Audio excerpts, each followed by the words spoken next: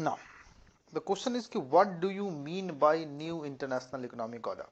Right, that is a fair question, right? See,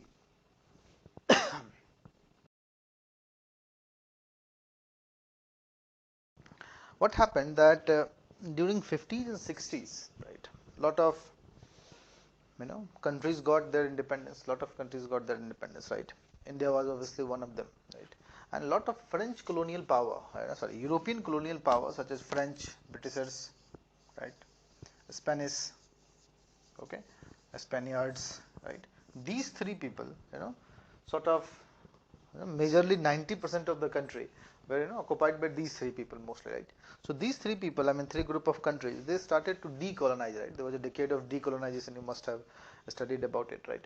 Now that led to a situation where by the 1980s, right, 70s and 80s, right, these country almost after 25 years of independence, the new colonized country still was not in a better place, right? The time they got decolonized, right, and the time after 25 years of their independence, still they were lagging behind in everything, right? Now, sort of a movement started within the developing country and the newly independent country, that why it is so, right? Why it is so, right? So one thing that was realized, that see, even if I got the independence, right, still some of the resources in these country, the country who were got independence, these countries were controlled by these three group of, I mean the previous colonial power, right? Railway lines are owned by them, major mines and minerals is owned by their multinational companies, which is still operating in those countries which were previous a colony, right? Now in the name of corporate responsibility, etc., right? Now second thing, it was realized that see, the new science and technology, the intellectual capital that was created by the colonial powers for themselves, right? That intellectual creator was not transferred. Intellectual properties was not transferred, meaning that suppose you looted India and built universities, right? And universities were built in England, right? So can you say that after independence that university will come to India? Obviously the answer is no, right? So the intellectual capital, the intellectual machinery that you have built for yourself cannot be transferred, and is what and was not transferred at all, right? Third thing that was realized, that see, due to this non coming of intellectual property, whatever the new development that is taking place in terms of science and technology, in terms of harnessing those resources that is present in the previous colonial countries, right, like India, that also do not lie with the country, right? That is also with the previous colonial power, meaning that suppose there is a lot of iron ore in Africa, but the means of converting that iron ore to real iron, right, that technology is not in Africa. That technology is in the previous colonial master, French or the Britishers, right? Africa is mainly divided between these two. Now what to do then, right? What to do? And it was also realized that these organizations which were formed after World War II, right, which coincided with the decolonization movement, like IMF and World Bank, mostly these two, right, these two also supported in their structure only the developed countries, I mean the countries which were already former powers, right? So even though the development or the decolonization has happened, still these countries are far away from developments, right? The colonial countries, the colonies are far away from development, right? Right. Now the question is what to do, right? What to do then? Then United Nations General Assembly actually came up with a set of principles that will govern the new economic order of the world, right? So this new economic order, international economic order, right, NIECO became a worldwide movement and became so powerful force that demands were made, right? Demands were made that the developed country cannot skip their historical responsibility, right? The developed country cannot skip their historical responsibility, and they must answer and they must adhere to the certain principle and all the international monetary laws, be it related to IMF, be it related to TRIPS, WTO or GATT, right, that must adhere to these principles, right? These principles. Okay, now it becomes such a powerful force, right? It was, sort of a moral force. It was not binding document, right? It was simply a resolution of General Assembly, but it became a so powerful force that all over the world, the developed countries, sort of had the developing countries sort of had a moral authority over the developed country. That, see, I am the victim, right? So even if the time has passed for 25 years, still your responsibility remains. Your responsibility remains to see that I must develop. Okay, that is, your developing countries must develop, right? Now, recently, the US have started to say that China is not a developing country. Why do you think the US have started to say that China is not a developing country? Because as per the NIEO principle, whatever the negotiation that used to take place in the international monetary organizations, right? Everywhere, special concessions were granted to the developing countries, right? By default. Okay, like recently, there was a special concession to India, with respect to trade, with respect to America. You must have seen, right? Generalized system of preference, right? GSP, right? That was basically one of the principle of new international economic order, and India was getting a benefit out of it, right? But finally, that benefit was gone, right? Finally, that benefit was gone, right? So ultimately, nowadays, this NIEO is under attack. NIEO is under attack, right? Now this NIEO principle basically is in now conflict with globalization also, right? Because the NIEO principle was, based on the globalization norm, that the country will be connected, right? We will do trade, developing country and developed country, right? And in that trade, developing countries will be given some preferences, right? They will be given some extended timeline to adhere to the treaty document. Like in WTO, you must have seen whatever treaty is made, whatever the negotiation is done, right? And if all country agree that okay, by 2021 all will reduce this particular barrier, by default 10-20 years privilege is given, timeline extension is given for developing country. It means that is one of the principle adhering to the NIEO. Understood that particular point? Okay, right? So this globalization have a connect with NIEO, right? Nowadays, there is a concept of deglobalization, right?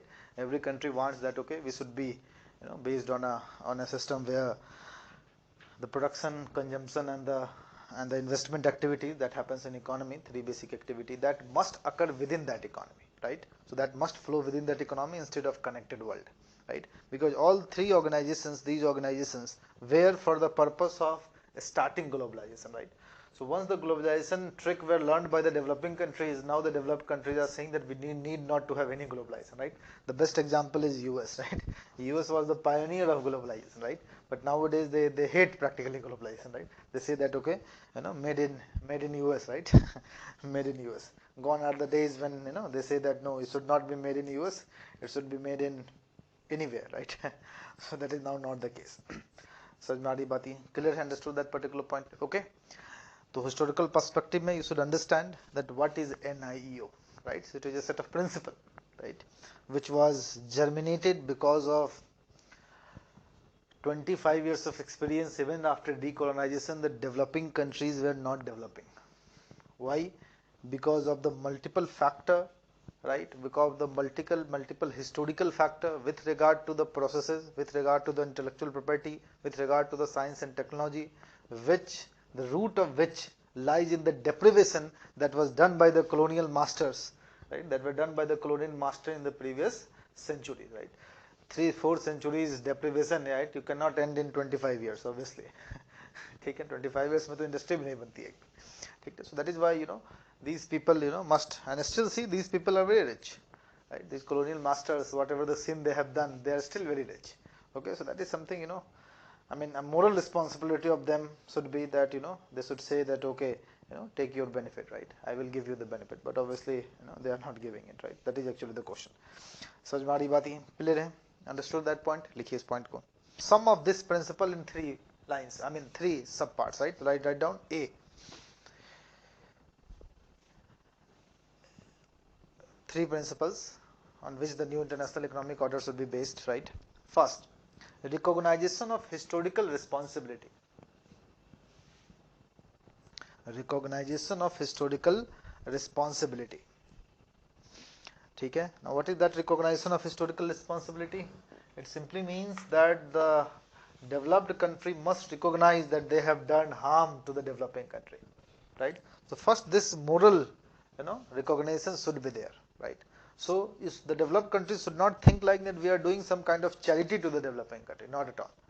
You have to recognize that in the history you have done something wrong, right? You have made a particular country so weak that they cannot, like for an example, you must have seen that slave trade of Africa practically deprived the whole African country of young men, right?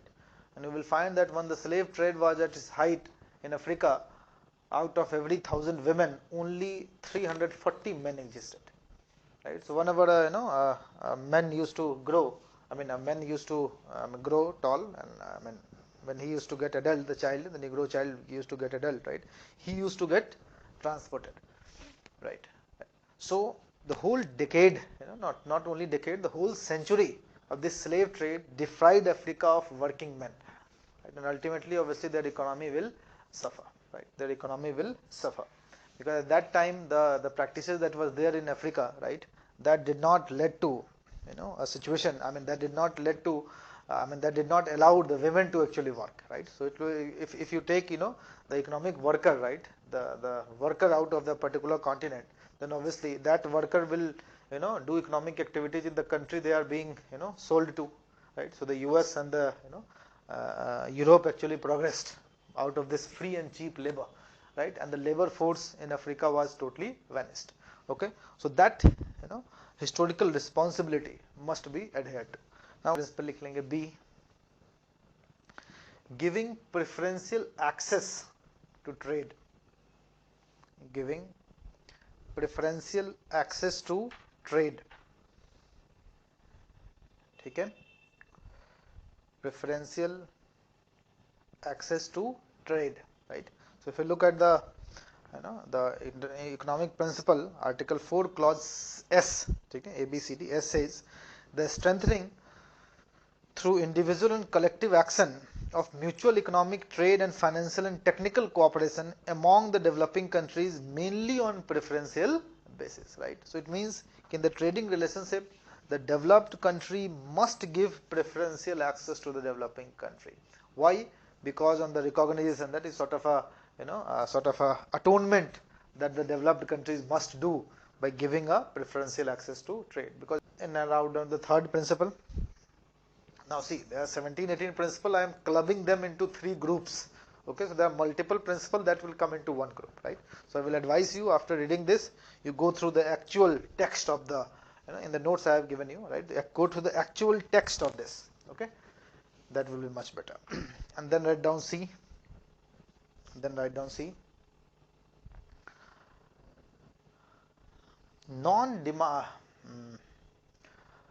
No reciprocal treatment, that is the third. No reciprocal treatment, meaning simply it means that, see, you will recognize the historical responsibility, right?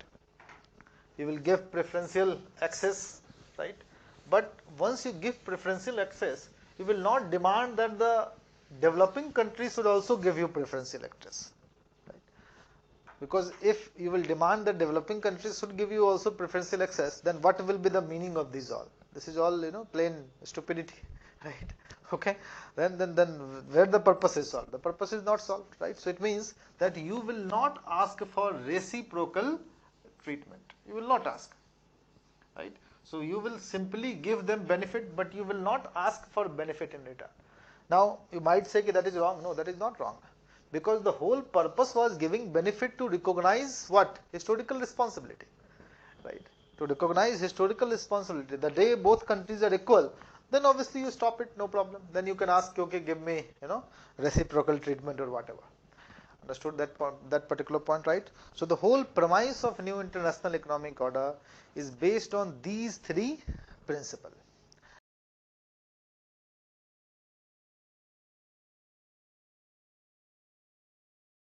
Lower. Now if you look at the questions, your paper.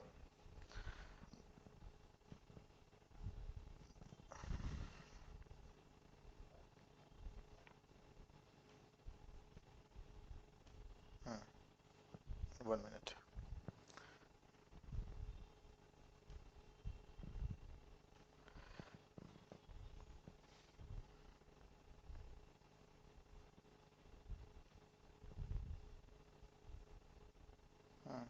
Yes.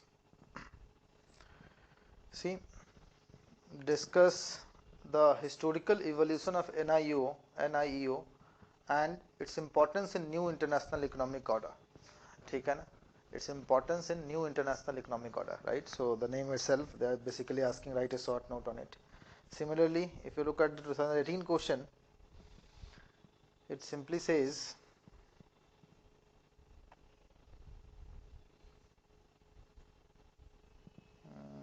okay, there was no concept in this. In 2017 question, there was a question, yes, elucidate the fundamental principle of new international economic order. ठीक है? No, it is 2015, not 17. Okay, so I mean, not always the question comes, right? But if they come, they simply ask you, either explain these organization with their reference to new international economic order or simply new international economic order, right? So what I am doing right now is talking about new international economic order, then I will talk about these organizations in detail, right?